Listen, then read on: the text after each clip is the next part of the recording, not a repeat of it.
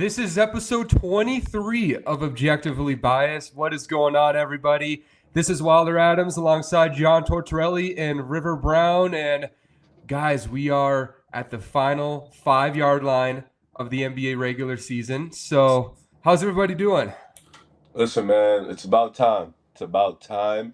I am excited. We are ending the regular season. We're finally getting on to the most important part of the NBA. It's playoff basketball. A lot of agendas. This is where a lot of agendas come in. They either excel or they die, man. This is where it is. I'm excited. This West has been pretty insane. The standing has been up and down for the past month. We got Wilders, Timberwolves, my Warriors, John's, Denver Nuggets. Right now, trying to figure out where they're going to be in the standings. But it's been exciting, man. Yeah, this is always the best part of the NBA calendar. You got your teams fighting for playoff position. Then you've got 10 teams that are shooting down to the bottom of the standings because they're trying to get the best draft pick possible. So there's that. And the play-in this year looks very interesting. You've got the DeMar DeRozan Invitational, of course, the Kings being in. The Mavericks, I think, Bulls in are a too. very fun team to watch. And the Bulls and Miami Heat are two teams that I look forward to watching. I believe Miami's been overlooked, but they want to win and they want to make the playoffs even after trading Jimmy Butler. So there's a storyline for each of those teams after making moves, trading their best players to the deadline, which as a basketball fan make them more interesting because they're trying to compete still. I have a question for you, Wilder. I will say Okay. this though. I do think this is the times where the play-in should get banished for a year because why on God's green earth are the Kings playing in the play-in Dallas? With all due respect, the 8 teams we have right now are cool. Like this is the 8 in the West we have. We're like, all right, we don't need to play in. We don't need anybody messing up. Doing the one game elimination, they're out. And in the East, we really don't need to play in. We can just rock out with the first 8. I really feel like the play-in should sometimes be we should have it and we don't. It shouldn't be a permanent thing. You shouldn't be under 500 and be able to fight for a playing spot. But that's neither here nor there. I have a question for you, Wilder, because I just saw this stat and this actually shocked the shit out of me. Sure. Why is Ant-Man one of the best three-point shooters, but like the worst mid-range shooter in basketball? Like, what is that about, bro? Bro, he's such a funny player, man. I think it's mainly because when he takes mid-range shots, he takes like the dumbest out of rhythm. He's one of those dudes, man. It's like he is able to hit any shot, and we saw this back to Georgia because he believes he can hit any shot.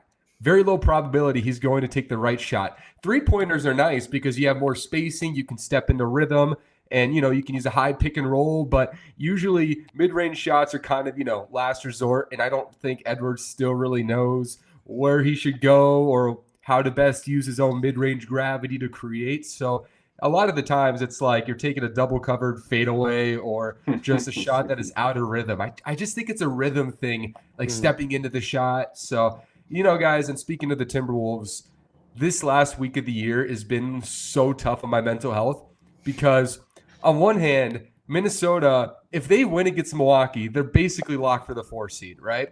It's 95-71 with 9 minutes left. And they allow a 34-3 run to close the game, and Milwaukee pulls that away. It was the most absurd sequence of basketball. And it's a reason why, half of the fan base right now hates me because I don't trust the team when it comes to actually consistently closing games in a playoff setting. I mean, if you look at my history, it's basically half of the people like saying, I don't know. I think if you need thicker skin in life, being called an idiot 50 times a day on Twitter might do it. So it's been a whirlwind Timberwolves season. Minnesota can't make anything easy, and it's honestly breaking my heart. But I think all of us feel like that right now because all of those teams in the 4 to 8 range, I think, are all in kind of that roller coaster of emotions right now. And I'm pissed because if we had Jimmy Butler all year, we'd probably be a top 3 seed. So I'm pretty pissed. Like, damn, maybe we should have grabbed him in the summer. But yeah, listen, it's definitely been funny, like the way you guys couldn't beat a zone for like 8 minutes. dude, And then you so go bad. out there and it's funny because you mentioned that and the Memphis game is so funny to me because you watched Milwaukee put up a zone and Minnesota literally couldn't break it. And you don't, and not one point in the game, you decide, hey, well, let's just see if this zone, if they figured it out in a day or two and try something different. Nah, but John Moran agenda is extremely back. He's been playing some great hoops. He played great. He's been playing great for like the last week or so. They lost to Denver. Denver, another team, didn't lead the game for for more than 4 minutes. Still won the game last night. So I understand Wilder. I'm hurting just as much as you are because that team is like a really strong headache. Memphis. I mean, think about it. They play. What really messed up the zone Minnesota said was the Giannis factor because you don't really know where he's going. It doesn't look like a traditional 2-3 zone. So when you have Jaren Jackson Jr., you could probably do something similar. And Minnesota's shooting 86% from the field in the third quarter, and not one thought said, you know what, maybe we should try something different. That didn't hit one time. It's brutal. But speaking of John Morant, I'm just happy the guy decided to nail three-pointers so he can have his own celebration. The grenade's cool. He's been spending his whole career copying somebody else, particularly a man who plays wide receiver for the Minnesota Vikings. So You know, he got into the league, but I saw you tweet that shit, and I'm like, bro, he got into the league before Jettis. Jettis was killing it at LSU at the same time, though, and he Yeah, made that a but thing. see, Yeah. but Wilder, I'm gonna paint you some history. Ja was doing that in Murray State. It's just Murray State, so you ain't gonna, yeah. Ja was doing that in Murray State. Well, You wouldn't know. Jettis made it a patent, though. He made it a patent. It's his celebration. That's all I'm saying. That's all I'm saying. Anyways, those And my friends. Jettis does it better, I and agree.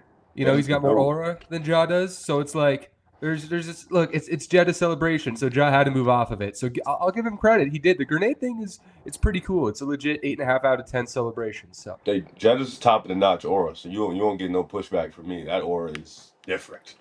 I said last year that the NFL comp for Justin Jefferson was Shea Gilgeous-Alexander. What do you guys think of that? Makes sense. Yeah. New young kid on the block, dominant. Aura's there, swag is there. Um, yeah, yeah, yeah. Yeah, Even you the way they cooked. play. Yeah, I well, mean, you cooked. You cooked. kind of the not the biggest strongest guy, but just like an amazing understanding of angles and craft and get into your spots all the time. I was like, last year I said that, and people were like, well, Shea's not as good as Justin Jefferson. And now it's like, today you can say, I don't know, they're probably pretty even now for Yeah. their leagues, right? So yeah, but I think this Ja Morant conversation is a good way to introduce some of our thoughts as we get to the final part of the regular season. So Riv's got a lot of opinions. We talked about it before the show. So we're just going to start out the show and let's give some NBA hot takes as we get to the late stretch of the regular season. So I think Riv is itching to give one of his takes. So Riv, I'll start with you.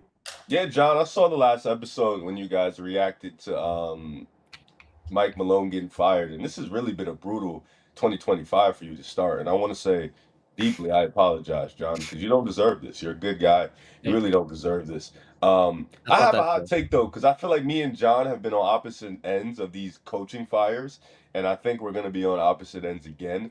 My hot take, realistically, is I don't think firing Mike Malone before the playoffs changed anything. I don't think firing Mike Malone before the playoffs was gonna, whether you fired him then, where you fired him not. I don't think it really was something that is really gonna hurt this team. I think this team is in a position it's in regardless of if they fire Mike Malone or not. Listen, Mike Malone, for all his credits of being there, trusting in Jamal Murray, even when he was injured, believing in his talents, a guy who was giving Westbrook kind of a longer leash than a lot of the other younger players, instilling confidence in his guys and being a good coach. He's not a world beater. He's not somebody who is like a top five coach in the league. He's not somebody who's elite schematically. He's not somebody who's elite at adjusting. I'm not going to say he's a bad coach either. Mike Malone is a good coach, but he lost the locker room with this team. I mean, this team has had multiple conversations about the defensive effort, and defensive effort at some point you have to look at the coach because that's something you like you're coaching. That's something you try to instill in the guys on the court and try to instill in practice. And if the guys are not giving effort on that defensive end, you're going to start looking at the coach like, hey man, what's going on? What are you doing? What Yeah. are you talking about in practice? What are you talking about in those meetings? And this Denver team has fallen apart. Granted, they've been dealing with some injuries, particularly to Aaron Gordon. He's been in and out the lineup, and stuff like that. Jamal Murray has missed some time for sure. So I want to give them slight grace, but at the same time, this team just defensively is one of the worst defensive teams probably into the playoffs right now. Like this team, them in Memphis have just completely been a horrific defense in 2025. And I do think Mike Malone getting fired is kind of something that, that they are trying to go into a new direction. And I also think that kind of, you know, puts them to sleep on them competing for a championship. I mean, and I don't think there's no for them to go on a run without their coach would be some fire stuff, but I just that's something I can't believe in. But yeah, I really don't. I don't think the Mike Malone firing is as big a deal as people make it seem. I thought it was going to happen this season regardless. Especially in the offseason with the way they're playing. Did it happen maybe a couple days before the playoffs? Yeah, but let's be realistic. Mike Malone was going to change that defense.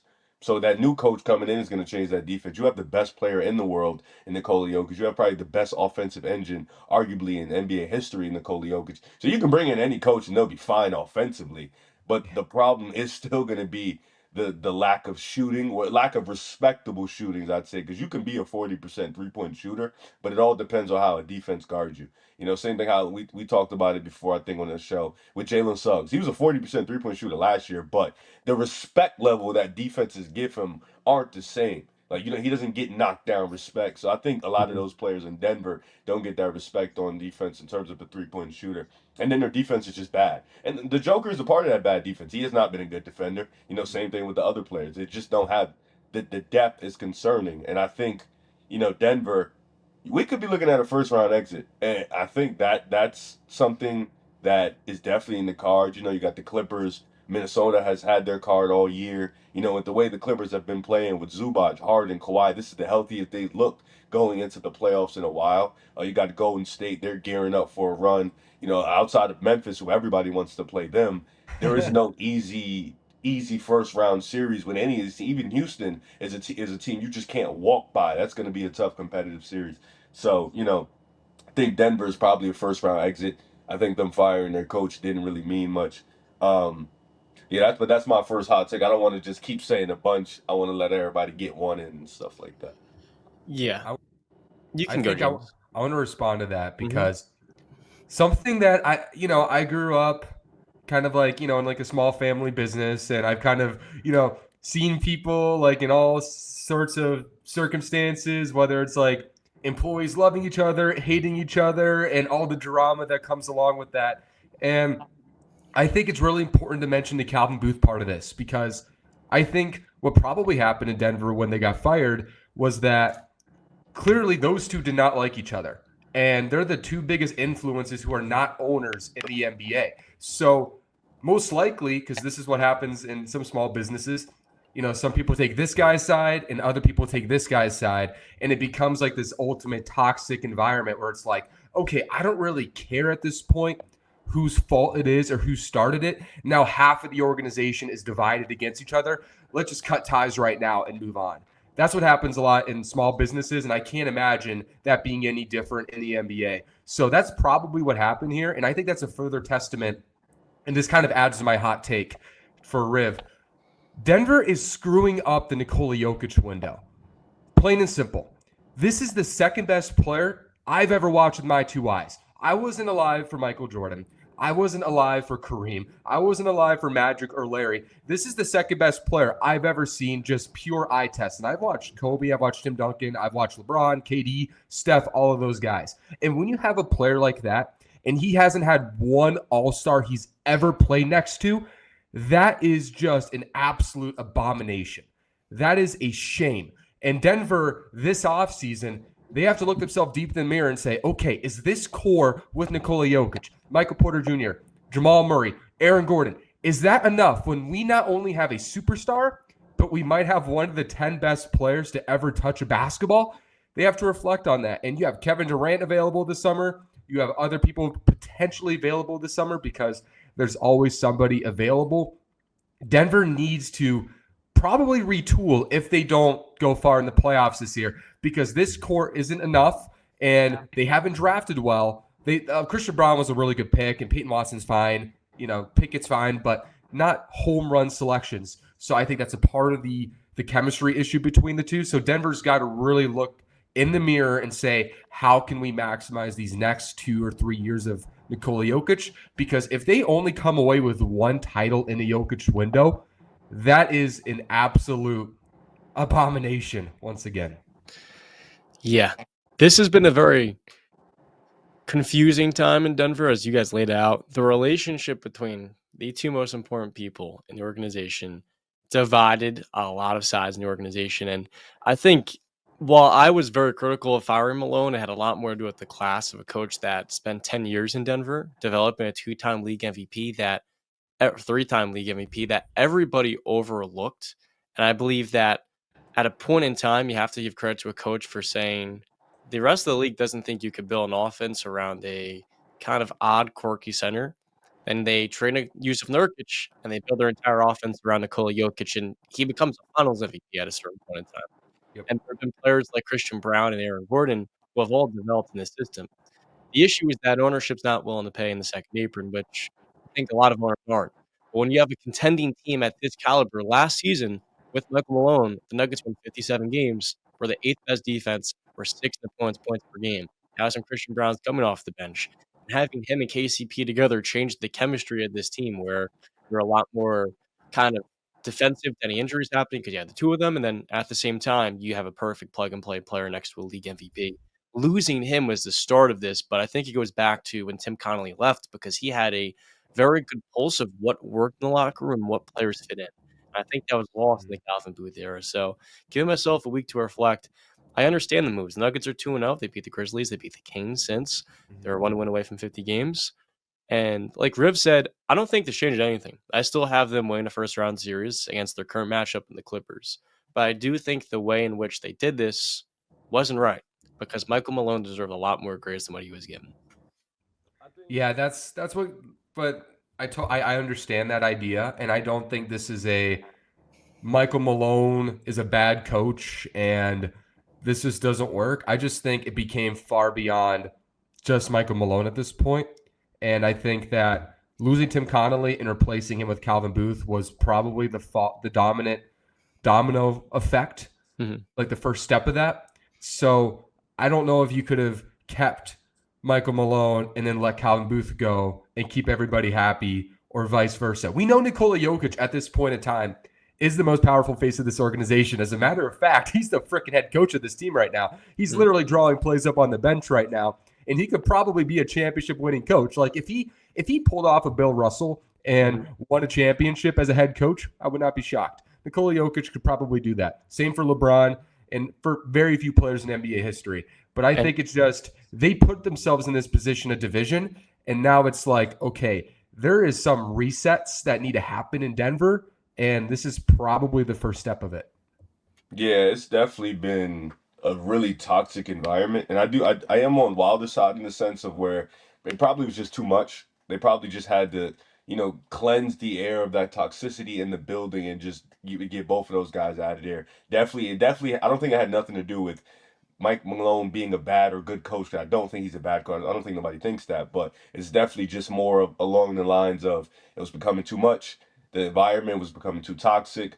You're trying to go into the playoffs with some positive energy. You want to, alleviate that within the realm of the building.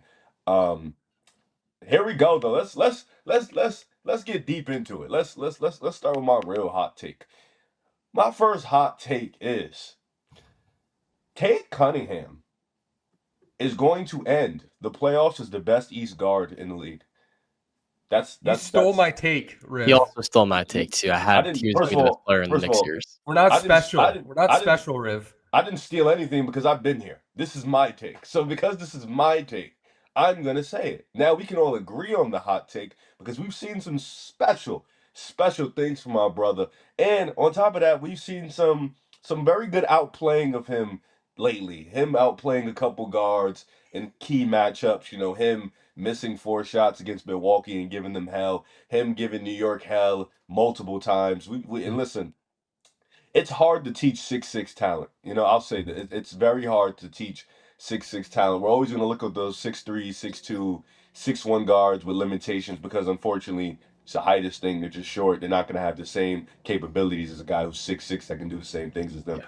But what Cade Cunningham is able to do in terms of just generating offense, generating possessions for his team, getting to the cup, getting to his spots, working well in the pick and roll, getting to the mid range, getting to the paints, finishing has been better as of late, and Yeah. that's something that's really, really, really been good because he has the three ball down. I think the mid range has been his best trait his whole damn life. And then he just has to clean up the turnovers now. But he's figuring all that out. And I think in a matchup against Indiana, I don't think they have the wing guys to stop him. I think in a matchup against New York, he can be able to pick apart Cat in the pick and roll. He'll be Mikal Bridges. I am sorry. He is just not an elite defender. He is not that. He's a good defender. I think he can still guard. He can give you constant energy for 40 minutes. But in a matchup against Cade, I am comfortable with that matchup. As a matter of fact, I'd be hunting for him, Jalen Brunson, anybody but OG, basically. He's come a And long way from him being the runner-up for Depoy. yo, literally, John, like a long way from those Yeah. conversations. A matchup against Milwaukee, I'm more than fine with that matchup. They just don't have the wing defenders. I think you look at a guy like Brunson, and of course, there's reservations for that take because Brunson has been the guy in the East. You look at a guy like Donovan Mitchell; they have been the guys in the East. You know, we kind of forget about Trey Young, but he's not really going to have the opportunity to compete at that highest level. But with Brunson and D. Mitch, you look at those two guys specifically. I think the difference between them two guys is Cade is the runner up of the ship. I think he is the head of the ship. I think both those guys are, but they also have other guys that can also head the ship. You know, with Brunson, he has Cat. We've seen a new trend in OG with D Mitch. He has Darius Garland. We saw Darius Garland last night or 2 nights ago against New York. He was able to will them to that victory without D Mitch had a double double in the Garden. He also has Evan Mobley to rely on. With Cade, it's really just Cade centric, and it's the offense is very reliant on him, and I think that's okay for right now. But yeah, that's my first hot take. And also another thing, John, I was watching Ben Gordon, and Mhm. Jaden Ivey plays like him, like basketball. Yo, Yo, he played like just yo, more athletic. He plays just like I it's was very watching funny you Bulls say that. Celtics 2009 playoffs where it had like 25 overtimes. He went crazy Really in that really crazy. series. Yeah, he was Yeah, wilding. But I was watching him and I'm like, yo, dude, this is Jaden Ivey. Like literally just a heftier Jaden Ivey. I will say a big difference between them is that Ben Gordon, for his career in Chicago, shot 40% from three in the 2000s. But a week or two ago, I was looking at draft comparisons for the 2022 class. And for Jay and Ivy, I was going through historical guards, and Ben Gordon was one of them. So I found that very funny. Just like that. James, I want to hear your hot take next. I'm very interested. Okay, so this one might True. not be the sexiest. It might sound kind of funny right now because we were just trolling this team, okay? I would be terrified to play the Sacramento Kings in the play-in. Let's do it. And let me tell you why. There's a big distinction between playoffs and play-in. The playoffs, 7-game series, right? So you can really find teams' tendencies in a 7-game series and really exploit what they can do and what they can't do. One game, just one game, you're playing against a team with DeMar DeRozan, Zach LaVine, Malik Monk, and Domantas Sabonis. The probability of at least two of those guys going off in a big game is incredibly high. And if 3 and 4 are firing at all cylinders, it could completely hide what they lack defensively, what they can lack off the bench at times. And that's why Sacramento is about to be about, 40 and 42 to end the season most likely, right? They win 40 games based on complete one-dimensional basketball, and that can get exploited in 7 games. But if you catch Sacramento on a good night and they're making their threes, and they have 3 of those guys going off, and their offensive synergy is really flowing, which you can really do on the right night. Like Zach LaVine could drop 50 any given night. Same with Malik Monk. Same with DeMar DeRozan. They have 3 guys who can do that. So in a 1-game series, and you lose in the 7-8 series, and you feel the pressure at the end of the season, and you have to go down to Zach LaVine, DeMar DeRozan on a good night, that could demoralize a team that we expect to make the playoffs. And that's why I disagree with Riv on why have the plan at this point. That's the purpose of this great product. It creates that urgency to get into the top 6 because you can play a team that's inferior that can go to the playoffs. Like, who cares? Nobody wins a 1 or an 8 seed never wins a 1 seed anyway in the playoffs, really, besides Miami a couple years ago. So you have to play a team like Sacramento on a 1-game night where Sacramento basically has nothing to lose, and you're feeling the pressure of likely underachieving because all of those teams in that 4 to 8 range in the West right now, they all feel like they could have done better this year, whether it's a chemistry issue or a health issue. So I'll be terrified to play Sacramento if it turns out to be, the final 8 seed spot. I like that because that King team is so talented. Zach LaVine this year, very quietly, leading the league in 3-point shooting, shooting 44.6% in Chicago and 44.6% in Sacramento, even after a midseason trade. And ironically, the Kings are the Bulls, just the West version, where the Kings are a better version of the Bulls. They're just in a better conference. And I think that's an amazing take that you have because I don't agree, but I do think it highlights just how stacked the NBA is and how desperately expansion should come. Because for a team to have Zach LaVine playing as well as he is, Domantas Sabonis playing well, DeMar DeRozan, Keon Ellis is one of the most underrated guards in the game. Yeah. You have Malik Monk coming off the bench. It's barely a 40-win team. I think that highlights the talent and how stacked it is from team to team. My hot take, it's actually something I've stood on 10 toes since they acquired Jimmy Butler. The winner of the second round series between the Oklahoma City Thunder, because they're going to get the first rounds, and the Los Angeles Lakers versus Golden State Warriors. The winner of, I think the Warriors are beating the Lakers if they play in this current matchup. They might play in the first round. I'd hate that. If we get that, it's going to be an amazing series. And I think this Laker team is they're putting and clicking all the pieces because LeBron's embracing the role of a connector and Austin Reeves is playing at the level of a low-end all-star. And that is something which goes a long way off of Luka. We're talking about Jokic before not ever having an all-star teammate. Well, Reeves in the regular season is replicating what Jamal Murray is giving you in the regular season. Unreal. Now, I think the Warriors would win a series with the Lakers in the first round. And if the Warriors play the Thunder in the second round, the winner of that series is winning the NBA Finals.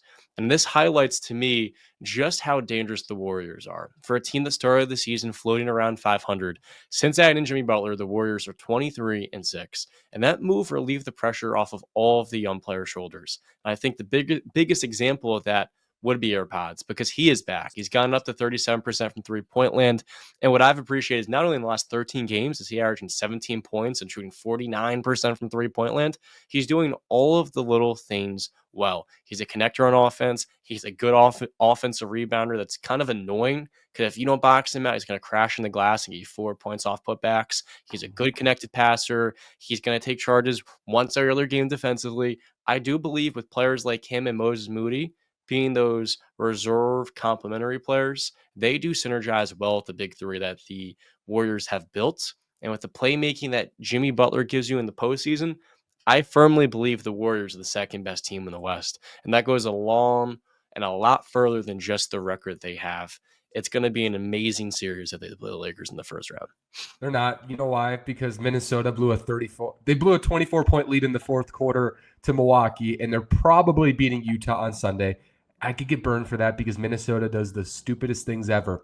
So Minnesota, most likely, if they win the game, are going to play the Lakers in an angry Slovenian man in the first round, and Luka Doncic owns us. So if they meet, they're probably meeting them in the second round because I'm like 90% sure that the Lakers beat the Wolves in the first round because, like I said, we're playing an angry Slovenian man, and I wouldn't want to play an angry. No, I don't want to play Luka Doncic. And also, you're playing the Laker refs, even better. So it's just, I for those reasons, I think the Lakers are the second best team in the West, man, because the refs aren't letting that team fail. I'm just saying, Luka Doncic, LeBron Finals, the NBA is going to do some mortal sins for that. So if I could add one last thing, you are right about that. It seems like the Lakers. Now you highlight the playing Jazz next game. The Lakers are playing the T-Wolves in the 3-6 matchup. Warriors play Clippers tomorrow. If the Warriors don't get that 6 seed, they're going to be the 7 seed, and they're going to play the Rockets in the second round. If that's the case, then I think we're on a collision course for conference finals. And we saw an amazing Final Four this year in college. We could see something in the NBA that's incredible between the Cavaliers and the Celtics in the East and the Thunder and the Warriors in the West. And I do believe that they're destined to play each other, I feel. And no matter what happens, one way or the other, we'll get there. The West is so good, though. I think any team that plays the Thunder is going to be really impressive. I mean, what if it's Kawhi, Harden, Zubac, and Norman Powell against that Thunder team? I would watch that. That's a loaded team right now with the way Kawhi's playing. Or, even if the Lakers, I mean, with LeBron and Luka, or the Warriors, obviously, or even if somehow Minnesota got their head out of their behind and started closing games late. I mean, Anthony Edwards versus Shea, the Aura Bowl. I mean, anything in the conference finals against the Thunder is going to be so lit in the West. And same with the East, because what are the Knicks? 0-10 against the top 3 teams in the league? Knicks aren't going past the second round. I almost guarantee it. I'll give you guys my college tuition money to bet on that. You know what I mean? So, I think whatever we get in the Final Four, unless there's some weird circumstance, no offense to Houston, that might be the one team I'm not as fun because they don't have a superstar. But yeah, I agree with you mainly, though. Interesting. Okay, that was a good one, John. Listen, I think the Warriors can beat OKC. I think matchup wise, they're right there with them. I think OKC has shown some cracks in the armor lately on that defense. And plus, you have Steph, you have Jimmy, you have Draymond. That's more playoff experience than 90% of league history. So when you have stuff like that, you can just, and then this is a hot take because I've seen Warriors fans have an uproar. We've been beefing lately, within the community because Jonathan Kuminga sucks. Oh my God. He doesn't suck. Let me not say that. Jonathan Kuminga is not going to be a Warrior come October, November next year. Jonathan Kuminga is not going to play a lot in the playoffs. That's my hot take because he just does not understand winning basketball. He's a good player. He's a good player. He does a couple things well. He's a good post-up player.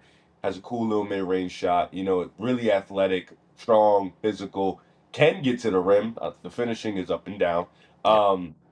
The shooting is still suspect. Defense is very suspect. The IQ is extremely low. Sometimes bites too much. Screen navigation isn't there. He just doesn't understand how to fit within the system. You have guys like Pods. You have guys like Moses Moody who they're fitting really well into the system. You have guys like Quentin Post fits really well. You always can rely on Kevon Looney to go in there and grab 30 rebounds for a playoff game. That's somebody who knows the system. You have Gary Payton who knows the system, understands the system. For guys like Buddy Hield and Jonathan Kuminga, you guys are going to be scratching and clawing for that 15 to 20 minutes because it's not going to be both of you. I promise you that. Mm-hmm. It's going to be one or the other. And if Buddy Hield is hitting threes, Jonathan Kuminga, I can promise to God it's not going to be you. See ya. So, for me, it's rough because this is a guy who, and Lacob, this is one of Lacob's guys because Lacob didn't draft Steph Curry.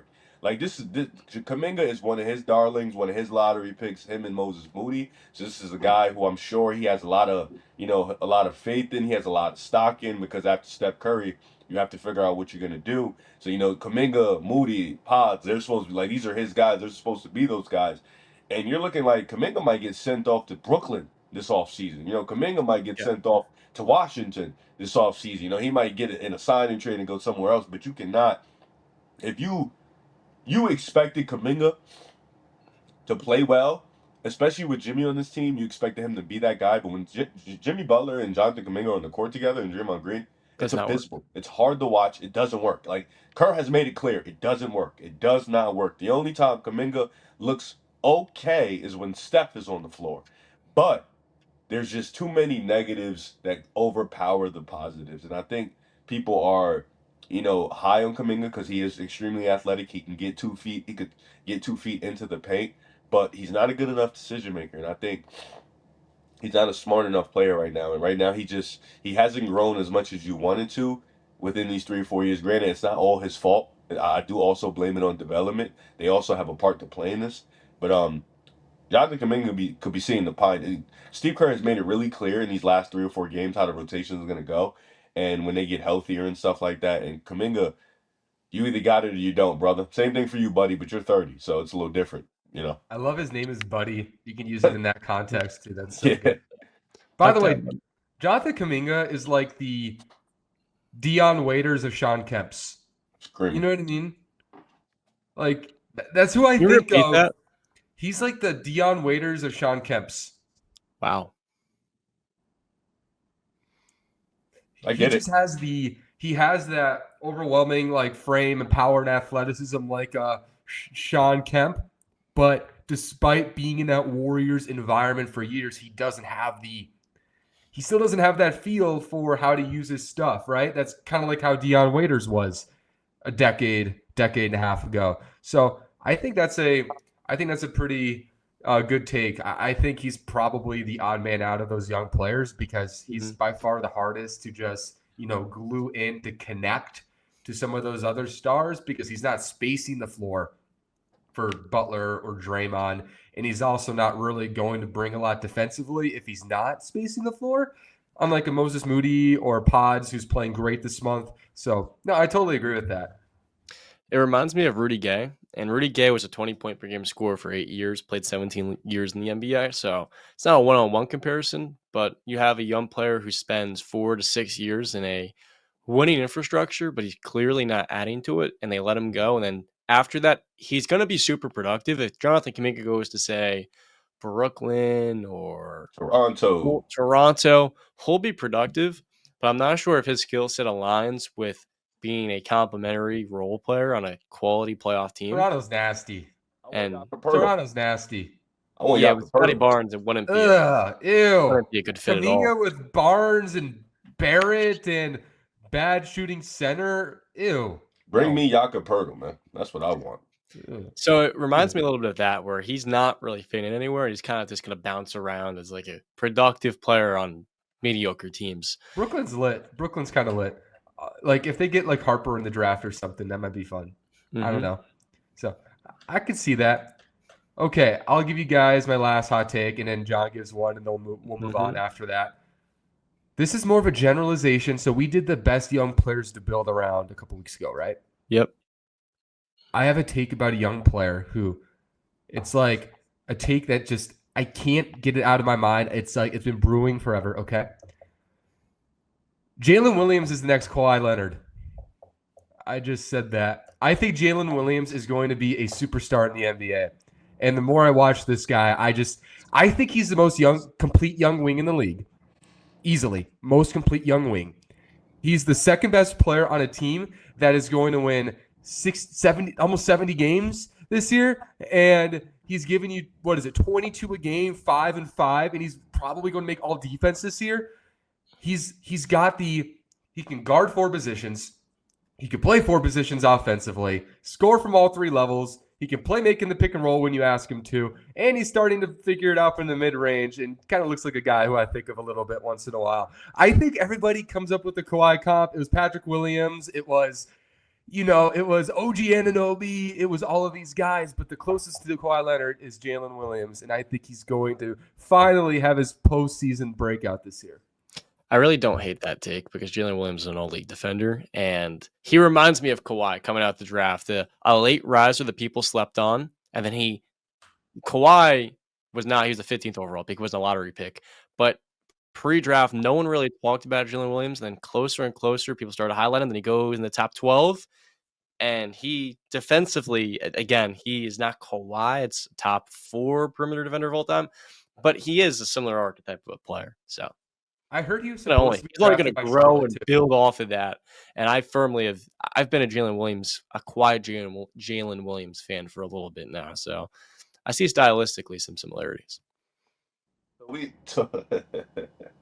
All right. Just question. I'm not going to say I hate the take. I'm not going to say I love the take. I'm going to say I have questions about the take. Okay, let me hear. Do we not care about J-Dub not knowing how to create separation?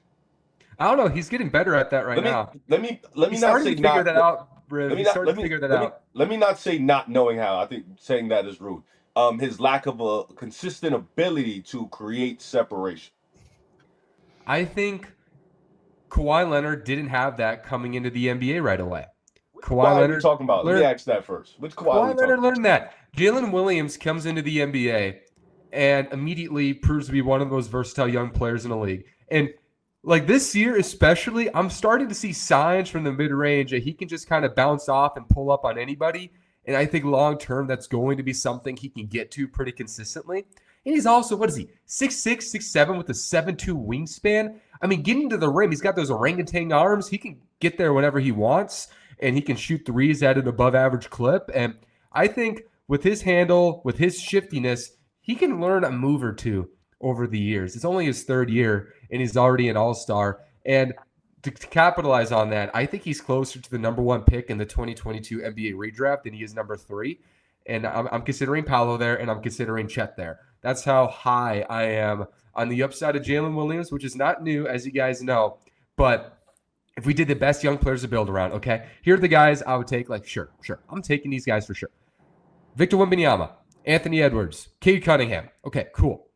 After that, it's Jalen Williams and anybody else. Jalen over Banchero? I think he deserves the conversation with Paolo. I think the first 3 right now, they've earned it. After that, I think it's open for room debate. I think the next Jalen over Evan Mobley? I think so. I think so. I'm not going that far. I'm close. Not I'm going like that that far. group right there. Paolo, Mobley, Jalen Williams. For me, I can go any direction with those 3, and I'm not mad. The check comparison's more to do with their ability. That's why I can understand that line. Even so, I just, how many times you get a wing in this NBA who can guard and play 4 positions, who has this awesome frame, the long arms, the big hands, can kind of do everything. Even so, I'm not sure if Chet has more upside than Jalen Williams, and Chet has amazing upside. That's what I was about to ask, because you said you had Victor, you had Ant, you had Cade, and then you had Chet in front of J-Dub. No, I was after those 3. The next 3 for me is the little bin of Mobley, Paolo, and Jalen Williams. For me, that group is debatable. Paolo, by the way, I think we need to talk about just how dominant he's been post All-Star break with this awful spacing since he's been healthy. He's still my number 4 guy. Like, I'm leaning for him because I think his bad play midseason had more to do with injury. Don't forget, Riv disrespected him when it was convenient. Yeah. Come on, Riv. Come on. That was injuries, bro. That was injuries. Yeah. But yeah, you were saying, bro, you're hating on Powell a little bit. You scoffed at the idea that I took him over Cade in a That's still not crazy.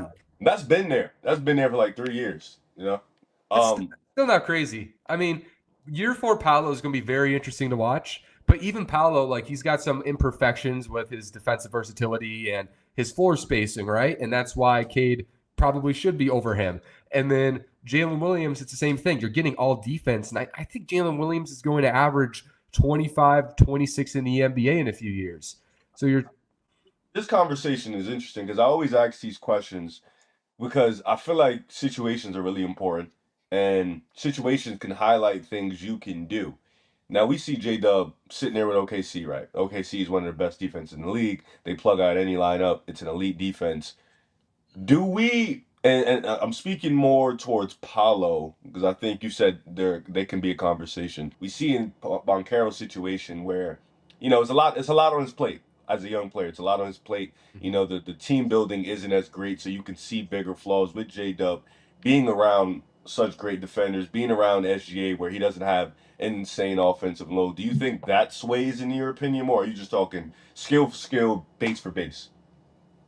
I think all of it needs to be considered. I think because the way Paolo plays, I think he's just built to be a number 1. So I don't think he would thrive as much next to Shea as J-Dub would. So that's one thing. And you can say, well, you're saying J-Dub is a better complementary player. I also believe there's a side where J-Dub, if he was in Orlando, would still be highly productive, a high-level scorer who can give you 24 plus a game. I'm not saying he's a better individual scorer than Paolo Banchero because he's an absolute freak, but I do believe the combination of versatility and the optionality, the portability, J-Dub can be your number 1. He can be your number 2, your number 3. And that's a big advantage. And I think if we're going to revisit the Kawhi comp, Kawhi played for the OKC Thunder of the past. He played for the Spurs, playing behind Tim Duncan, Tony Parker, Manu Ginobili. And he played a role and built his way up. J-Dub's doing that. And he's in a position where he can kind of find his role easier than Kawhi did. But he's established himself as the second All-Star. And people were like, why was he the last All-Star in the West? He's literally giving you 22 in all defense and 5 dimes on a team that has a net rating comparable to the 96 Bulls. Yeah. 23 years old. I think people underrate how special that is. For some reason, maybe he's not the highest draft pick, or people, I don't know. Some people seem to not like his personality on X or whatever, but he is like an unbelievably versatile wing, and that's exactly what you want in the NBA. So I think he's in that upper echelon of young franchise players without a doubt. Yeah, he's always been overlooked from not being recruited to being a late bloomer in the draft process. And the Kawhi comparison to me is the high end because I believe that Jalen Williams is like a hybrid of Jalen Brown and Kawhi Leonard. And if he's in the middle of those two players, a better passer than Jalen Brown and a worse scorer than Kawhi Leonard, that's one of the biggest draft hits in the last 15, 20 years if you're getting that out of the top 10. So I really do see that sentiment on the defensive end, and I believe in time he can grow into an even better player on the offensive side if he gets more opportunity. I just think it's everybody loves the idea of players who can play on four positions on two sides of the ball. Very few players can actually do that, but J-Dub can legit do that. You can put him at the one, and he can really read the pick and roll. Look back at his college tape. That's what he did in college all the time, right? His feel is further along than Brown's ever was. He's in year 4, so he had a better year this year than Jaylen Brown did. Mhm. Like Jaylen Brown had a kind of an up and down year, and like Better than Jaylen Brown. I'm asking. he had a better year. If he has a good playoff run, I'll say it. He's in year 3, and I don't know why I think he's in year 4. I mix draft years up. I'm not going to say that yet because Jaylen Brown just won Eastern Conference and Finals MVP on a. I think Jaylen Brown at his best is still a better scorer and one-on-one defender. I think J-Dub's a better defender than Jaylen Brown, clearly.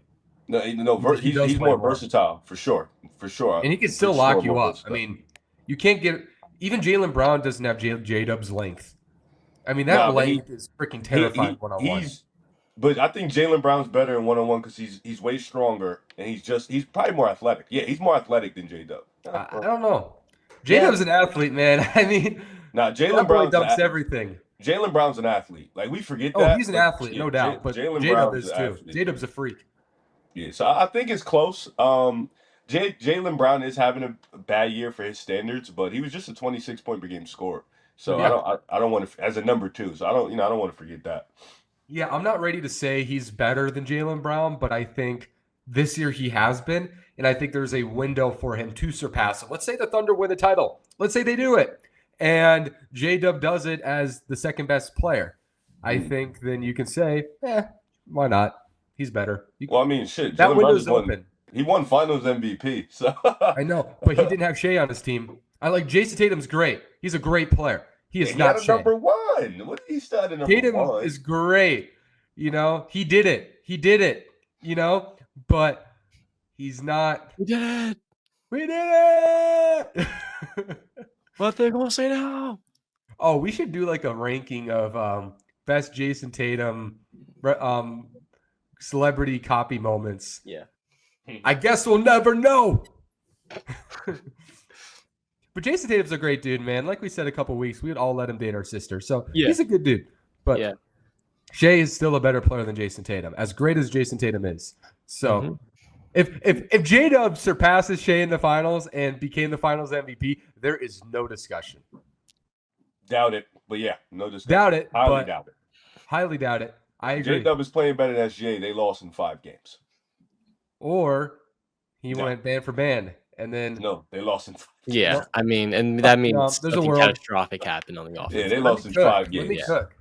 J-Dub had a tough playoff last year, but I don't think he plays like a playoff dropper. I think he's going to have a good playoff run this year. So I like that. I got 2 hot takes real quick because I don't think they're going to take too long. First one up, Austin Reeves is the modern version of Manu Ginobili. And I don't throw that around lightly because, and this is why, he is the exact tertiary star that doesn't have a hole in his game. An efficient 3-level scorer that can be a good pick-and-roll operator. He's great off the ball as a cutter, connective passer, and shooter. This year, he's making 37.7% of his threes, taking over 7.5 attempts per game. He's someone that's very gritty. He has that same type of mentality of stepping up in big moments, not shying away from key critical junctures, and playing a huge market with the Lakers. He's embraced being that clutch secondary safety valve, someone you can rely on, someone you can count on. And I don't want to say that he's going to have the same career as Manu, but I believe stylistically in the role that they play on a contender, he can fill in that role. And I don't want to disrespect Manu whatsoever there because he's one of my favorite shooting guards and a top 10 player of all time at the position. The other one, this isn't playoff related. The Phoenix Suns this year came in with playoff expectations, and those aspirations, they shot into the dark, and they vanished pretty quickly a couple of days ago. Not only has Kevin Durant played his last game as a Phoenix Sun, but the Devin Booker era in Phoenix is over. The Phoenix Suns, over the last 3 years, have ripped apart a team that went to the finals that was built off chemistry, a strong culture, and a root of identity. Their bench was good. And since then, they've got it all to build this big three. The Bradley Beal contract is one of the worst of all time. The Kevin Durant move backfired pretty poorly because now their draft picks are not in their own control. Their first round pick this year is in control of a pick swap by way of Oklahoma City and Houston. And currently at the 10th best draft odds, they could be giving up a top 3 pick away, and they have no protection on it. In To Houston. 2026, 2028, 2029, and 2030, the first round picks are all swap controlled. The Suns are not only the bleakest future in the NBA, but it's disappointing that the idea of greener pastures by adding in 2 star players, a player that led the league in scoring, a player of Kevin Durant's magnitude, ended up costing them a clearly strong foundation where Devin Booker was happy. He was looking to be a Phoenix Sun for life. And now it seems like the only way they can get themselves out of this mess is by trading one of their franchise faces, one of the greatest players in their entire team history, who's still in the middle of his prime. And that to me is a pretty disappointing thing. No doubt it would be the right move. Like, they should trade Devin Booker this summer without hesitation. Dude's a good player. He's a top 20 player, maybe top 15. Really good player. He's not somebody who's overcoming dysfunction to that extent. The Phoenix Suns are the only team in the NBA that didn't make the playoffs that doesn't have a lottery pick. Ouch. So they don't have any ammunition to build around him. Like I said, top 20, top 15, kind of limitations there. Really good player. He's kind of, I would say, the modern Reggie Miller-ish. You know, that's kind of my Devin Booker comp. But really good. And he's not quite Reggie Miller either. So he's not the guy who's going to overcome a rebuild. So I think if Houston gives you all of your draft picks and Reed Shepard and Jabari Smith, you take that. You just take that right now. And then you figure it out later. By the way, Reed Shepard's good again. So he's really good. You know what the Suns could really use? A long, athletic wing who's kind of young. A guy like Tumani Kamara. They could use him. Oh. Yeah, he could. They could use him. But they got Riv, you are muted, I regret to inform you. If that ball drops and they get the number 1 pick, if I'm Phoenix, I am calling Houston right after that. Like literally right after that. Like, yo, look. We'll give you ownership. We'll give you share of ownership. Number 1 pick, our next year pick. Throw me Fred VanVleet's contract, 1 young player. Give it to me right now. That's all I'm asking for. Yeah. Fred VanVleet, accept his team option. Give me his $44 million. Give me Reed or give me Jabari. You pick whatever you want to give up. I need that number 1 pick. I need our next year pick. That's all I need. I wouldn't trade number 1 for Devin Booker straight up. I don't think the money would work. That's why I didn't. That's why I'm saying I wouldn't. Like Fred VanVleet is a neutral to negative asset. Doesn't really matter. And then number 1 overall pick for Devin Booker. That's the conversation. I'm Houston. I'm hanging up on that. I'm Houston definitely, but if I'm Phoenix, you got to get something. And then Kevin Durant, you'll get some stuff for him. Well, I think if the Suns are smart, and here's the other layer of this, I think James Jones is getting fired after the way this team has been constructed the last couple of years. So now you don't know who the GM and the decision maker is going to be, who has no tie to any of these players. And here's the craziest thing about all of this. A smart, well-run franchise would mitigate the risk of basically now you can't get your pick back if it goes number 1. After seeing the Pelicans draft lottery odds shoot up to number 1 in 2019, that's just 6 years ago, it feels like the NBA could have a sick, twisted irony where that happens against the Suns, and the unfortunate part is they missed out on the pick, and that would kind of be Cooper Flag. You could really use him. A smart franchise would make the trade before the lottery results come out, and there's an issue with that. I don't think you can make a trade until after the draft lottery reveal. So the Suns are in a very tight spot. The team that would generate the most theories about the NBA's lottery integrity would be if Dallas got the number 1 pick. That would be crazy. Because if Dallas gets number 1, everybody's just assuming that, it was an ownership trade and that they were promised the number 1 pick if they send Luka to the Lakers. That would be the conspiracy theory. AD and number 1 for Luka would have been the conspiracy. So who knows? The Dallas situation is still sketchy, man. Everybody wants to go after Nico, and I still think that was an ownership trade. I'm not going to kill Nico as much as other people will because I'm still pretty convinced it's an ownership trade. So he was on a really good trajectory until that move. And then he made the Quentin Grimes deal too. It's like, all right, you got off to a wrong start when you let Jalen Brunson walk for nothing and then traded Porzingis or Dallas Bertans expire and Dinwiddie. But he then had a sequence of 10 good moves in a row. Where it's like, man, this guy's one of the best GMs in basketball. And then he makes the most asinine trade I've ever seen. And then trades a really good young role player in a career year. And for a player that isn't really going to contribute. So doesn't make any sense. There's definitely doesn't something make any sense. There's I don't know. We talked Maybe about there was this. some sort of intervention he had. Something clearly happened. I thought he was a good GM before. I had a tweet the other day that I feel for Mark Cuban because he did everything right for 20 plus years, 30 years, making sure the fan base had cheap tickets. The Mavericks were beloved. They had Dirk Nowitzki for 20 years. They were a model franchise because he was a good owner. And then a year after he sells the team, all the progress that he made, everything that he had built, he gave them a really good foundation to build off of. They blew that into the shitter.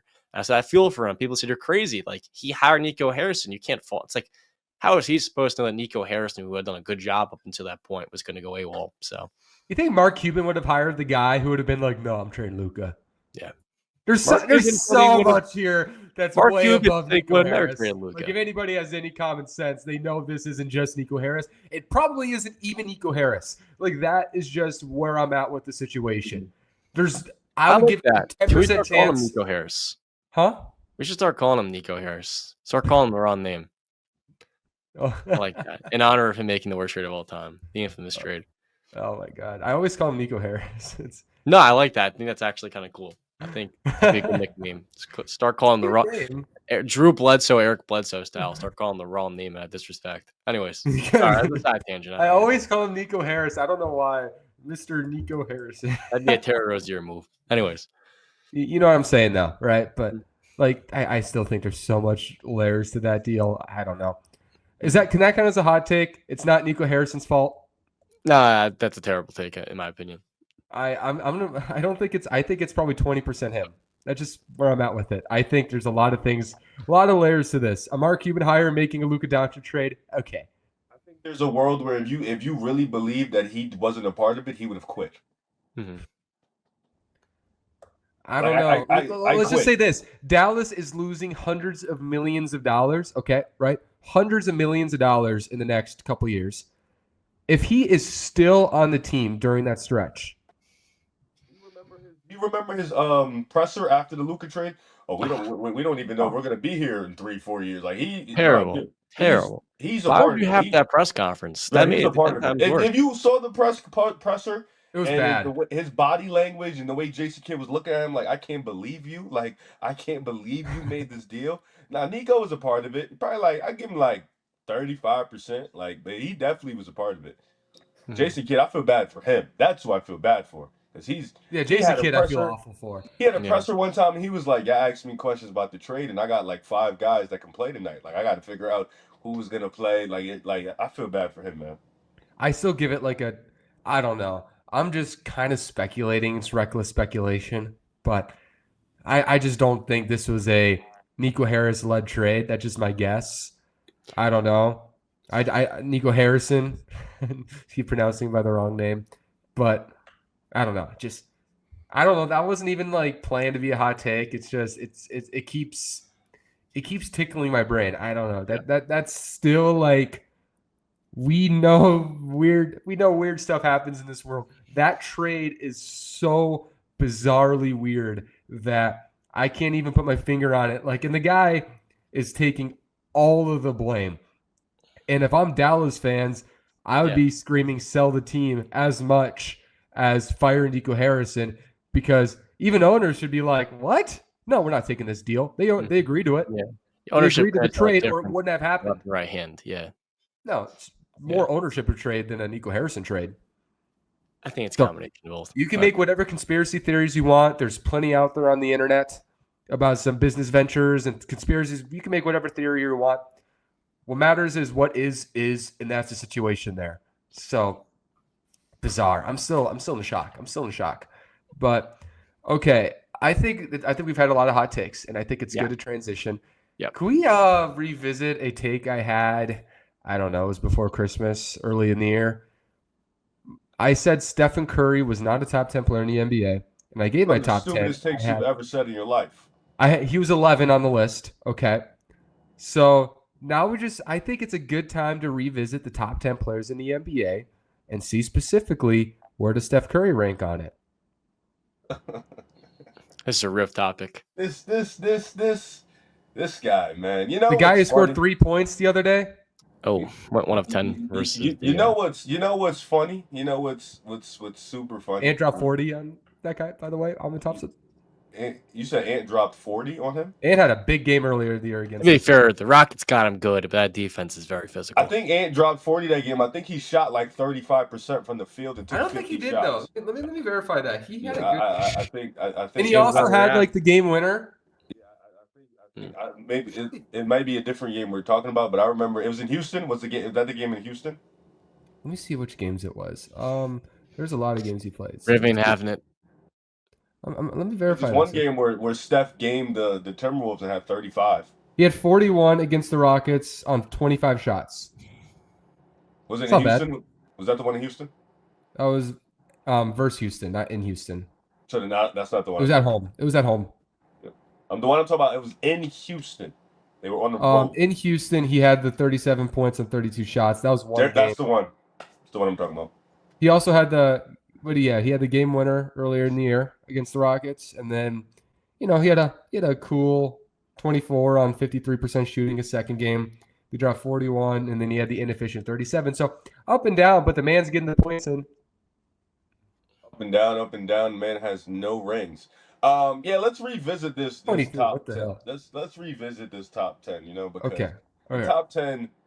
This was my whole point with Wilder, man. Wilder's just sometimes he gets a little reactionary. Sometimes he makes. Okay. Oh, that's what we're saying now. Reactionary. Okay. Sometimes he doesn't listen to me, and all I told him was, dude, the team's not good.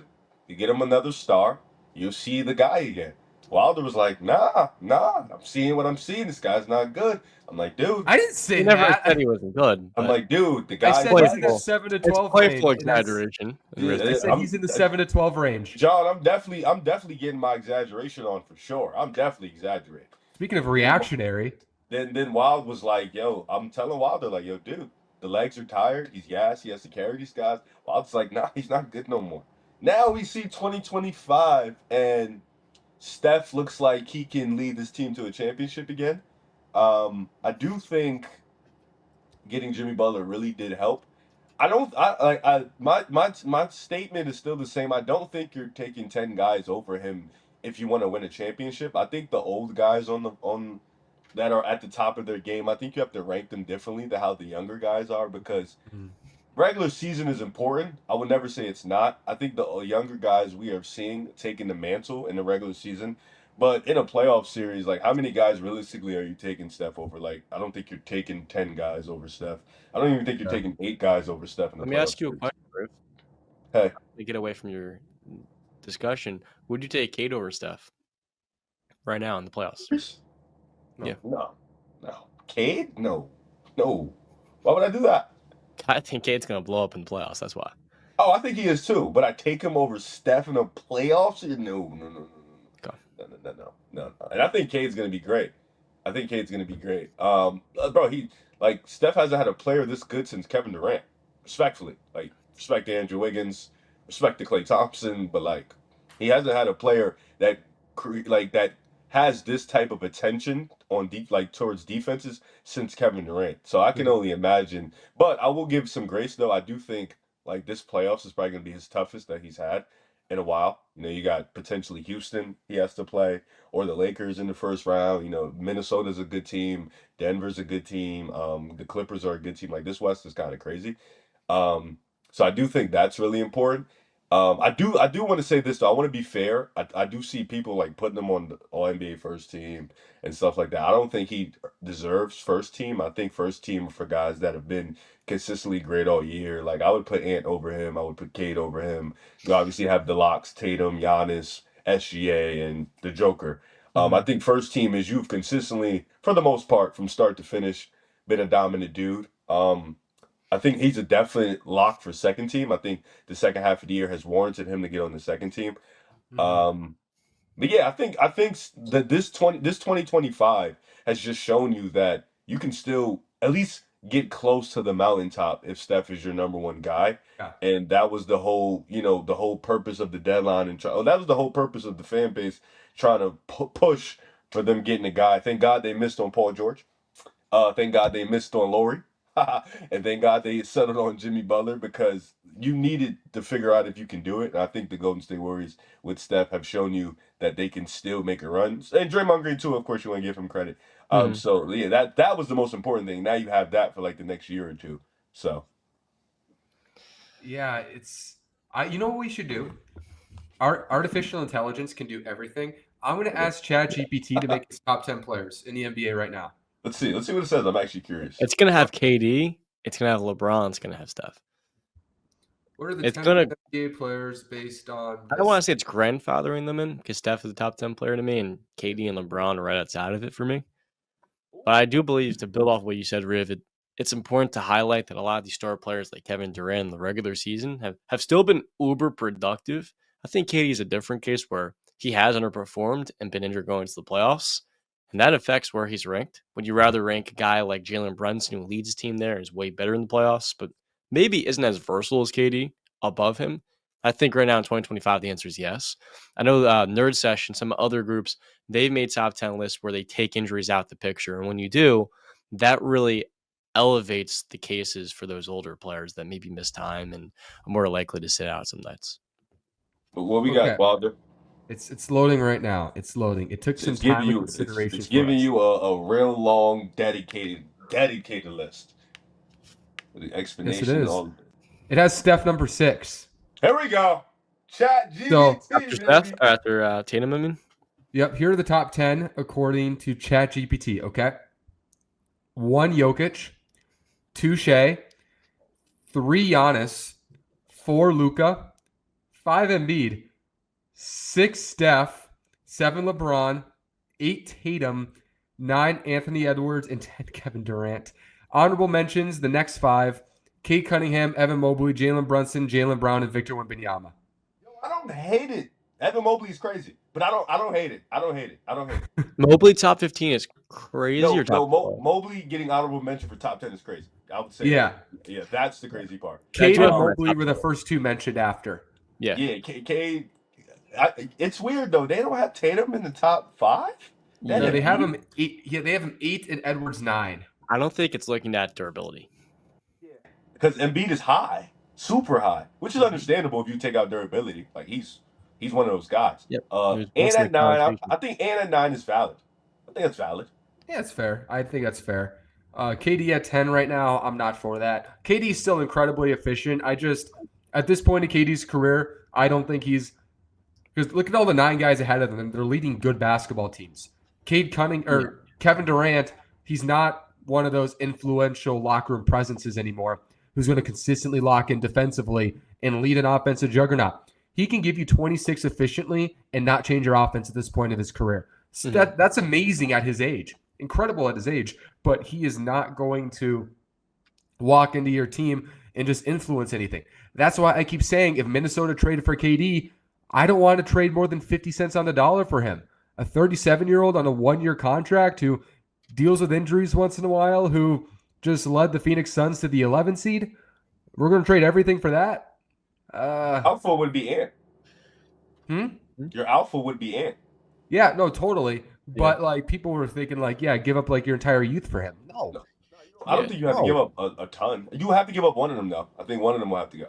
I would trade Okay, I think something like this is fun. Let's do a KD to Minnesota mock trade now that we're here. I would trade Julius Randle, right? He's gone. I would add, like, can I get Nikhil on a sign and trade to Phoenix? Huh? That'd be possible. It's probably possible because you have to get Randall to accept his player option, right? Yep.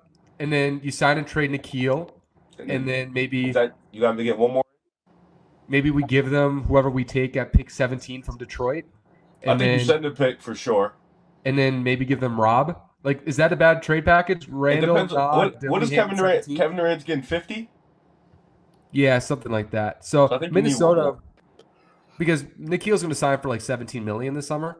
So if it's a sign and trade, then it's going to be like 46 million, and then maybe you add Dillingham, and then maybe Phoenix gives something back because you're under the second apron in the summer technically.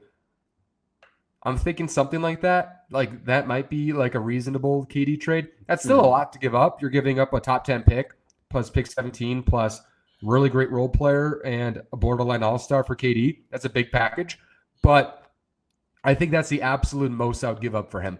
I wouldn't trade Jaden or Nas for him right now because they're kind of staple players in that role or in that core. And I think they would probably actually elevate with a KD because Randall, as good as he is, he kind of gets in the way of things for those two, and they struggle offensively when he plays, which is not Randall's fault. It's just stylistically. So I don't know. KD top 10 is still crazy. He's top 20, but top 10. Top 15. He's an All-NBA player in the regular season, but the issue is that the last 3 years he's been hurt going to the playoffs, and that leads to him either underperforming in the playoffs or not being available altogether.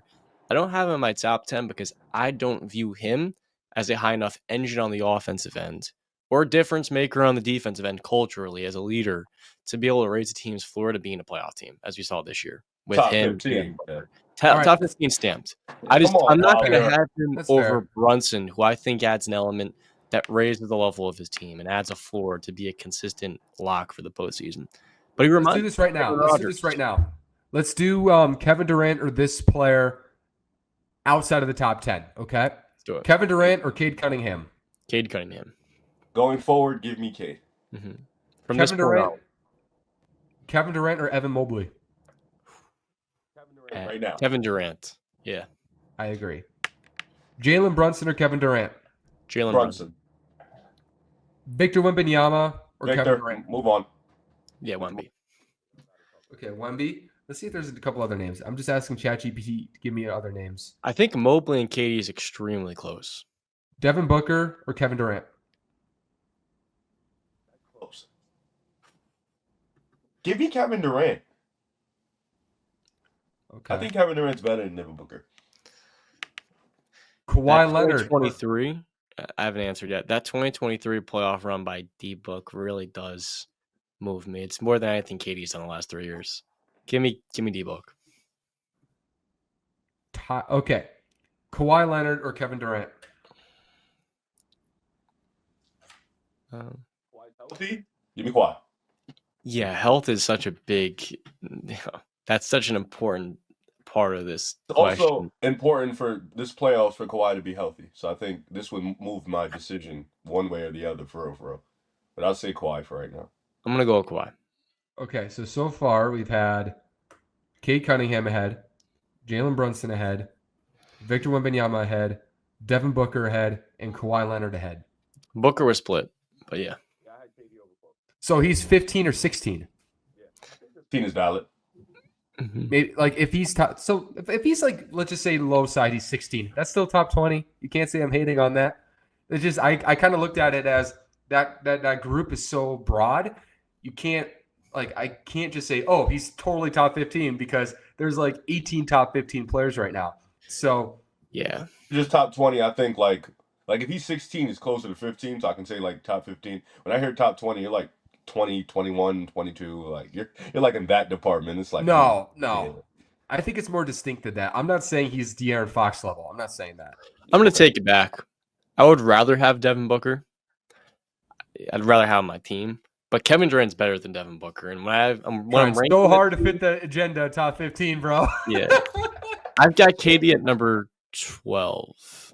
This guy, John, man. Okay, so we had Cade 10, Brunson 11, Victor 12, Trae Victor Young. 13, Would you take Trae Young or KD? 14. You would take Trae Young over KD? No, I'm asking. No. No to what? Yeah, which Trae you Young said is not no. better than What? KD. Yeah, I'd probably go KD, but Trey's another one who can, he's a good offensive engine. Halliburton? KD. KD, that's another good one. Mhm. Halliburton is a better player than Trae Young, in my opinion. So, I don't hate that. I don't hate that opinion. like I said, he's top 20. He's in that 20-ish range. So, okay, he's I at look at best these 15. teams like how I look at it is if Kevin Durant goes to your team, are you still the guy? And I think if he goes to Indiana, he's the guy. If he goes to Atlanta, he's the guy. You know what I'm saying? Like if he goes Yeah. to Detroit, I don't know if he's the guy. Like Cade's still gonna be a guy. You know what I'm saying? Like if he went to Cleveland hypothetically, he'll be over Evan Mobley. Evan Mobley is not that type of offensive player. Even on his team now, like I think Devin Booker had an up and down year. Kevin Durant's been the guy this year, kind of, sort of, in a way. But they're just not good. They're awful. Kevin Durant or Jaden McDaniels? Next topic. They got KD, but we got Jaden McDaniels. So, all right, let's move on. All right, so KD's like maybe top 15, but Definitely top 15, but yeah. kind of turned into Steph top 10 to is KD top 15. So, Remember Chat GBT, Steph top 6, brother. We've made it back. ChatGPT cook. We've made it back. Okay, so I want to we can quickly cover this topic. I think this one will be quick, and then we'll have the fun blind ranking at the end. Let's debate the last spot of first team All NBA. There's a few good candidates this year. Obviously, Donovan Mitchell leading the 65+1 Cavaliers. The Anthony Edwards, Cade Cunningham, etc., etc., etc. Lakers are a 3 seed. Could they have a guy?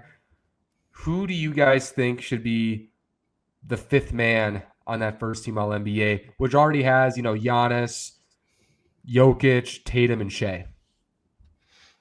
I saw this. I'm trying to see if I liked it. I saw this guy. I think his name is Automatic NBA, and You make some good content.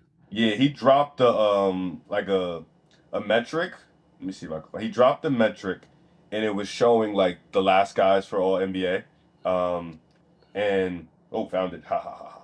So it basically has a graph. First team All NBA, and it shows a bunch of numbers. So stats, you got the basic stuff. Then on offense, you see finishing talent, mid-range talent, all that good stuff. And then on defense, it's the rebounding and isolation D, passing lane, all that stuff. Then you got the impact metric. So you got box plus minus, EPM, LeBron, rap, D. Is that VORP? No VORP, no VORP, Josh, no VORP. No, I'm done. I'm not listening. Yeah, no VORP. Value over replacement. That's such a funny ass stat. No VORP. So he had it and he dropped it. And Donovan Mitchell, because I think we can look at bland stats all day. We look at points, rebounds, assists. Yeah, we could do that all day. But it was interesting because I've been vocal. Like I was talking to you about it a while ago. I was like, I don't think Donovan Mitchell or Steph Curry, from just watching from eye test purposes and of course the numbers, I don't think they give you All NBA first team, like especially with Steph's first half of the year to his second half. I don't think they scream first team, but the impact metrics scream Steph and Donovan Mitchell should be first team. Steph is leading BPM, EPM, LeBron, Rat, DPM out of, and this is with Ant, Cade, Donovan Mitchell, Evan Mobley, Jalen Brunson, Cat, LeBron, Steph, and Tyrese Halliburton. So those are the guys he made this graphic for that last spot. And Steph and D Mitchell are the guys that are leading in the advanced metrics, impact metrics. My case for Cade is, I think, pretty simple. It's narrative, worst team in the league, worst organization in the league, to now being a top 6 seed, locking in a playoff spot. Storyline, I think him, being kind of like the guy who people forgot about last year, and then now him propelling his game, him helping Detroit, lead them to a lock playoff spot is really important. And of course, he has the numbers, 26, 7, 5, whatever it was. He's been he's been efficient lately. I don't want to say he's a super efficient player, but he's been efficient lately. The playmaking is there. The 3-point shooting has taken a leap. The finishing ability has taken a leap. And he's had to done more with less out of all the guys we just named. I mean, outside of probably maybe looking at the list, really honestly nobody, because LeBron just got Luka. Before that he had AD. Ant had Julius Randle, for the most part, another all-star caliber player. Tyrese Halliburton has Pascal Siakam. Steph is probably the only guy for the first half. He didn't have anybody, but second half had Jimmy Butler. Donovan Mitchell has a plethora of dudes, with DG, with Evan Mobley. So he's kind of been the only offensive guy that can have the ball and that can make plays for others while making plays for himself. He has the counting stats. He has the, advanced metrics. He has the storyline. He has the narrative. He has a good record. So I think that's really my case for first team for him. I also can see a case for Ant-Man for sure. But if I'm looking at it, I don't know if I'd give Mobley a first team, if I'd give Steph the first team. I mean, if you're just looking at the second half, sure. But like I said before, I think first team All NBA should be from start to finish, who's been consistently great. I think Cade and Ant they fit that criteria of being consistently great all year, while also dealing with a ton of stuff on their team. This is a great question, and I do believe it comes down to the two players that Riv just mentioned, Cade Cunningham and Anthony Edwards. The case for Ant-Man is efficiency, a top 10 offense of the Timberwolves, and I think most notably, he's been one of the 3 best shooters in the world this season, a tick under 40% on 10 attempts. I also believe, too, that the T-Wolves have been elevated more because of injuries, and that has really raised the level of pressure and expectations, and the T-Wolves are top 5 in net rating. Cade's case is playmaking, though his efficiency is slightly worse and he's had to do more with less, as Riv just highlighted. I do believe the Pistons have become a playoff team because of their toughness and their defense, while their offense has been average. And I believe that the Wolves' ceiling has been raised more by Ant. So my All-NBA pick would be Ant for the first team spot. So, interesting thing. So, report comes out that Anthony Edwards' technical against Brooklyn yesterday was just rescinded. So, he's going to play against Utah tomorrow, which, if Minnesota beats Utah, and they have every motivation to do so, Minnesota is a top 6 seed. And they're a top 6 seed after making a groundbreaking, highly controversial trade 2 games before the season, dealing with injuries, dealing with toxicity. And Minnesota in their last 20 games are 16-4. Anthony Edwards has had one of the great shooting seasons in NBA history. Mm-hmm. One of the 7 players to 300 threes. And there's 5 or 6 players in the NBA who shot over 10 threes a game. LaMelo Ball, Brandon Miller, Jason Tatum, Steph Curry, and Anthony Edwards. The only players who shot more than 10 threes a game. Anthony Edwards shooting 39.5% from 3. Steph Curry 39.4%. Anthony Edwards has been the best three-point shooter in the NBA this year. And that is for a guy who couldn't shoot in college. And now he's one of the best players in the league. I think Anthony Edwards is the pick. I think people underestimate what he's had to overcome this year. And Cade Cunningham has been incredible. But I think considering all that Minnesota has gone through, if they get that playoff spot with all that's happened this year, I think he should be the pick. I think Donovan Mitchell is going to be the pick. I've seen the history. Winning players get winning recognition. I don't think he's been a top 10 player this year, but I think they're going to pick him because the analytics like him enough. Mm-hmm. And the Cavs won, 64, 65 games, whatever the number is. So I think Donovan Mitchell is going to be the pick, but I think Ant should be the pick. Cade has a pretty good case, and then you kind of you trickle down. Steph has a case, but yeah, I think it should be Edwards. All right, so I think that's what we have for our final All-NBA team, and I think we're going to do one little last mini subject. John, you tested the audio; it sounded good, right? So before we, I just want to say something, and it has nothing to do with you guys. It's just something that's been bothering me for a while now. I was told by one of my good brothers that actually I wasn't told, I wasn't there for it, but I saw it.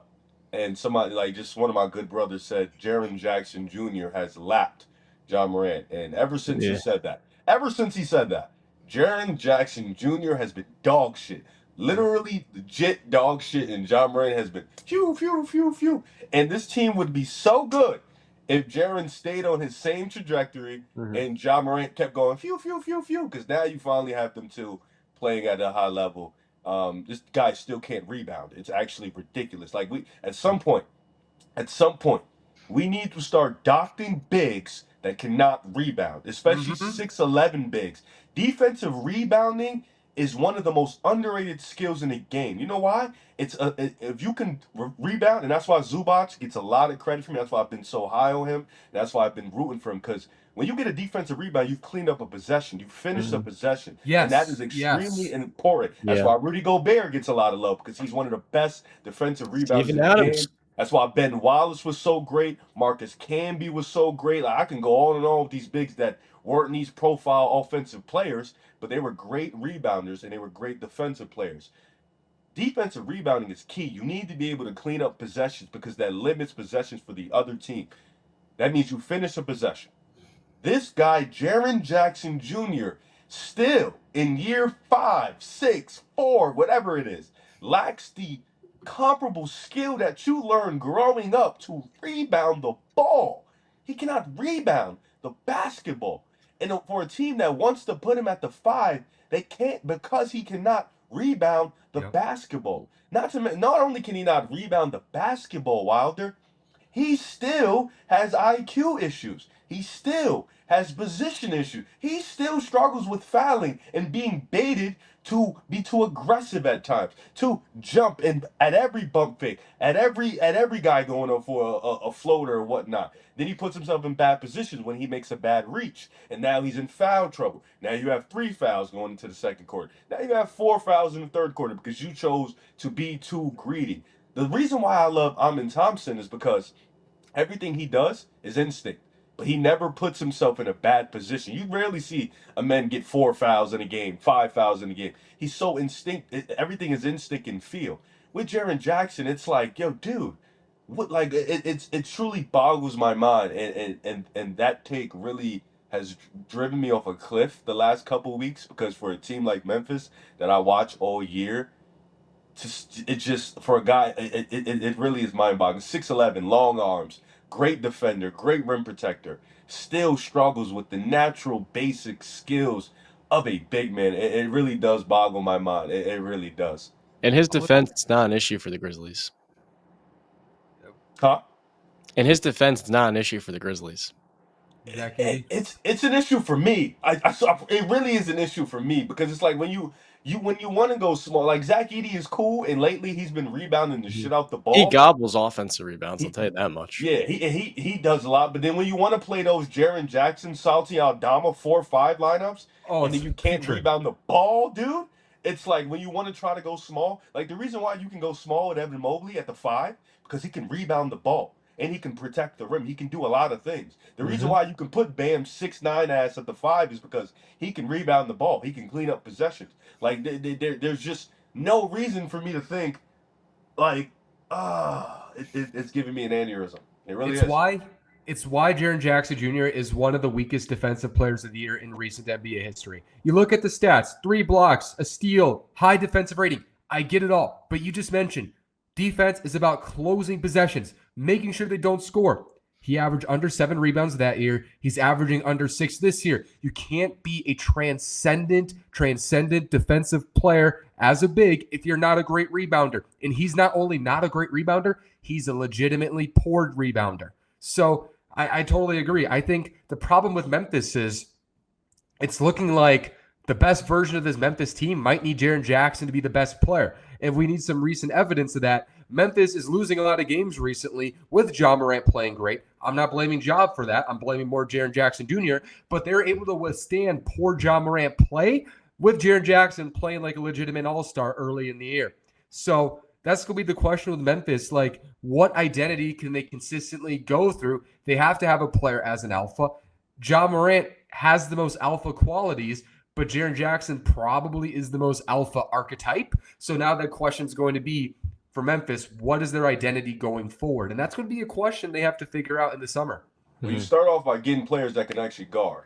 That's the first thing. And they could really use a guy like Dylan Brooks or Marcus Smart. They traded both. They traded both and said, Taylor Jenkins, you're the problem. Even Taylor Jenkins, you go out there and guard. Didn't they say that he can never come back? Right, Dylan Brooks, no consideration. Under no circumstances would he be back. And you know what's crazy, Wilder? The offense hasn't been the issue lately. It's been their poorest defense. They can't screen navigation. switching. They can't They do can't anything on defend at the point of defense. attack. Yeah, can't they're like defend. 19th on defense recently. So Jared Jackson isn't changing any defense Yeah. either right now. To be It's fair, I mean, unfortunate. they don't have a point of attack defender. And They Dylan don't. Brooks, they don't talk about it. Dylan Brooks is one of the biggest winners of the last 2 years. He went to Houston, immediately got his confidence up, making 40% of his threes. Teams have to respect him. On the other hand, the Rockets defense went from bottom 5 to top 5. The Grizzlies defense went from top 5 to middle of the pack. So I think if there's anyone that's laughing now, it's Dylan Brooks after getting $90 million and being on a 2 seed in Houston. If you told someone 2 years ago when the Rockets signed Fred VanVleet and Dylan Brooks, they would win over 50 games, the 2 seed in the Western Conference, have a chance to win a playoff series, I think they would have called you crazy. But right now, that is something that's so real that a lot of people are kind of numb to it. I get that. I get that these players have been battling injuries, and Jalen Wells, that injury was devastating. That Yeah, was get scary. well soon. That was terrible. But outside of his name, I mean, Vince Williams and Gigi Jackson, I need more from you. I just do. Vince Williams got freaking barbecue chicken by Anthony Edwards. Jalen Wells would not get barbecue chicken by Anthony Edwards. You know why? Because I saw it earlier in the year. They don't have a guy who can guard an elite wing right now. Vince Williams earned the reputation when the team stunk of being a good defender. He needs to play better defense because he hasn't been that. And Gigi Jackson, Luke Kennard, please. Gigi Jackson isn't really playable right now. So like, it's just there's a lot of issues with, we've praised that young core so much, but they haven't really ascended the way we've wanted to this year, even though it was looking that way earlier in the year. So that's going to be the question Memphis goes forward. And let's close out the show now so John can get on his damn train. All right. Okay. So I just want to close out with the most important topic of the show, and that is ranking LeBron James parody songs that you can find on TikTok. So just 1 to 5, just give a random name. I'll tell you the name of the song, and then I'll play it for you, okay, for a few seconds. So this first song is going to be The LeBron I Used to Know, okay? 3, 2.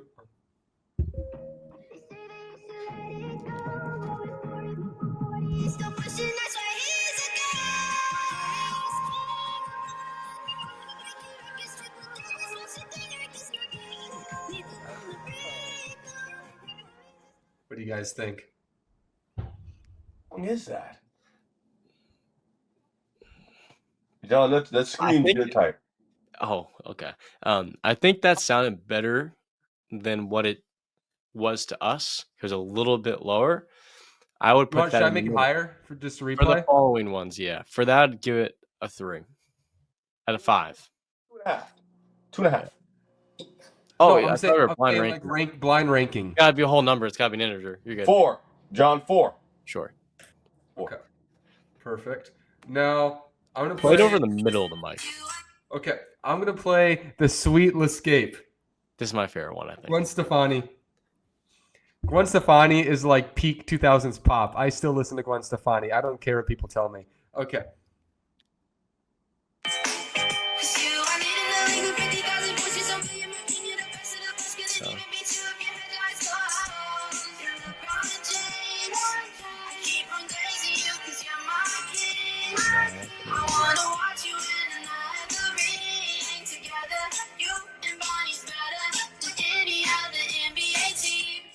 I'm singing the lyrics of one it. or 2.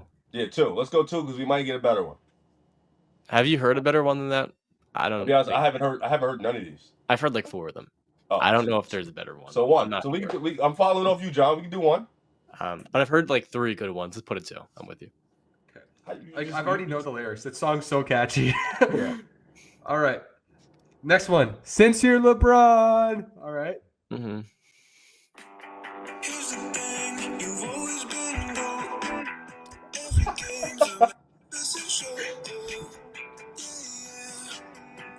Since you're LeBron,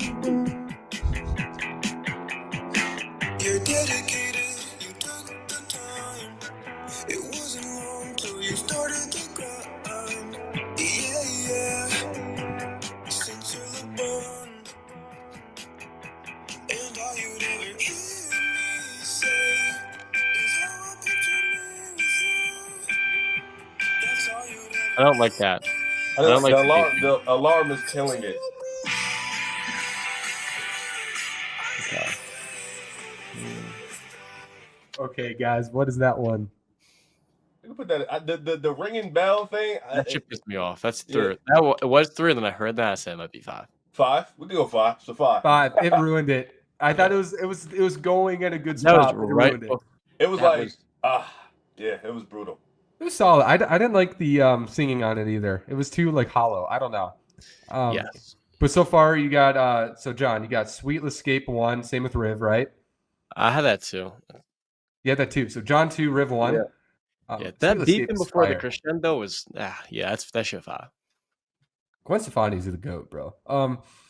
Okay, the LeBron I used to know, that was 3 for Riv, right? And then John was 3. 4, I thought. 4. Yeah. 4. Yeah, and then this last one is 5. So we have 1 and 3 available.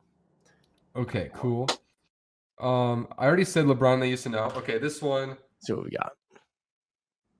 This one, I forgot what is this? It's like the parody of Billie Jean, I think. Okay. They got Luka Doncic, A-Region, and LeBron, the real big three. They gave up Biggie because they needed change. The mirror. God's the same thing. As long as LeBron drinks, I'm talking about the man on the Lakers. LeBron, I'm asking you to say his name. LeBron. That was impressive. Hard to fit that in. I think it was good, but I would probably put it 3. It didn't like Bang. It grab. ain't bang. It was good. Yeah. It was good, but it ain't bang. It didn't grab me. Yeah. Okay, you guys are betting on this last one very strongly because I think this is the last one. What is this one? Oh yeah, it's the promiscuous girl parody. Promiscuous LeBron, that's what it is. That's crazy. All right. 3, 2, 1. Oh, Mr. LeBron, wherever you are, you play for the Lakers, and you know how to ball. Oh, Mr. LeBron, Tommy wants to hear this one. Tommy likes this. Tommy's getting the shot. He's like, I gotta hear this. oh, Mr. LeBron, from the NBA, you know the Number 1. Mr. LeBron. Yeah. Put it. Yeah. Braun having mad parody songs is mad funny. Yeah. You know how I've made He's a list of unlocking that? talents for people nowadays. Oh, it's ridiculous. You You know how I've made that list, by the way? I was like before the show, okay, which song should I pick? Because I've heard all of them at this point, unfortunately. But I just asked ChatGPT, rank your top 10 LeBron ones, and then I just randomly selected it. ChatGPT does everything, guys. It's so Yeah. great. And It's a we're tool. The new AI Google. is dangerous, y'all. Mm-hmm. But yeah, that one is Mr. LeBron. I agree. I didn't do a blind ranking. I think that's number 2. I love the Sweet Escape. I think that one is so good. That was the best one. I'd second guess myself. It was the best one. I think that's the GOAT one.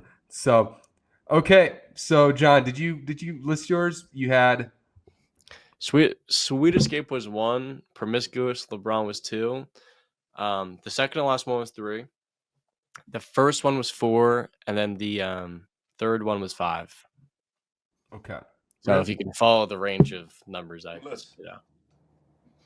Because I think Riv had Sweet Escape 1, Mr. LeBron 2, right? The first one I had 4. I went 4. First one was 4. Second one was 2. Third one was 5. Fourth one was 3. Last one was 1. All right, perfect. I'm happy I didn't have to rank them. I just know what number 1 is for me. But I'll say this, though. There's so many LeBron James songs, guys. We can do another series like this. We probably do 5 series like this because it's endless, honestly. So, but I think that's a good way to end episode 23 of Objectively Biased. Johnny's get on that darn train, man. We're holding him for way too long. So, all right, before we end the show, though, guys, is there any last thoughts you guys have? Nuggets in 4. Nuggets in 4. Golden State to the moon. Golden State to the moon. Minnesota, let's not blow a 20-point lead in the next month. Please and thank you. There's no basketball today, too. Is there no basketball today? Everything's tomorrow. Yep. Oh, my gosh. Didn't realize that. Ball Okay. game. Cool. Tomorrow's going to be big. Anthony Edwards, you didn't get suspended this time. Good for you. Proud accomplishment. We will see you next week on Objectively Biased. We sincerely thank you for listening to the show. So thanks once again. We'll see you soon.